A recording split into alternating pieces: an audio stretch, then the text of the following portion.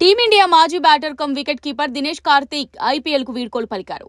IPL ప్రస్తుత season తనకు చివరిదంటూ గతంలోనే దినేష్ కార్తీక్ ప్రకటించాడు. బుధవారం రాత్రి రాజస్థాన్ రాయల్స్ తో జరిగిన ఎలిమినేటర్ మ్యాచ్ లో ఆర్సీబీ ఓటమి పాలవడంతో కార్తీక్ వీడ్కోలు పలికినట్టయింది. రాజస్థాన్ చేతిలో ఓటమి అనంతరం చెమర్చిన కళ్లు, భారమైన హృదయంతో కార్తీక్ కనిపించారు. ఆర్సీబీ తరపున ఐపీఎల్ ట్రోఫీని ముద్దాడాలని కార్తీక్ ఆశించారు. కానీ ఆ కల నెరవేరలేదు. మ్యాచ్ అనంతరం సహచర ఆటగాళ్లు దినేష్ కార్తీక్ వద్దకు వెళ్లి హత్తుకోవడం కనిపించింది.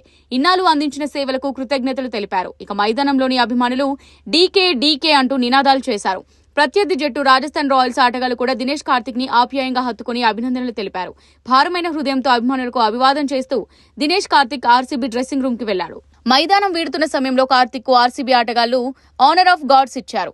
ఐపీఎల్ కెరియర్ లో దినేష్ కార్తీక్ మొత్తం 252 మ్యాచ్లు ఆడాడు. 4842 పరుగులు సాధించాడు. 2008లో తొలిసారి ఢిల్లీ డేర్ డెవిల్స్ కి ప్రాతినిధ్యం వహించిన కార్తీక్ ఆ తర్వాత Punjab, Mumbai Indians, Gujarat Lions, Kolkata night riders, చివరిగా రాయల్ ఛాలెంజర్స్ బెంగళూరు తరపున ఆడి కెరియర్ ను ముగించాడు.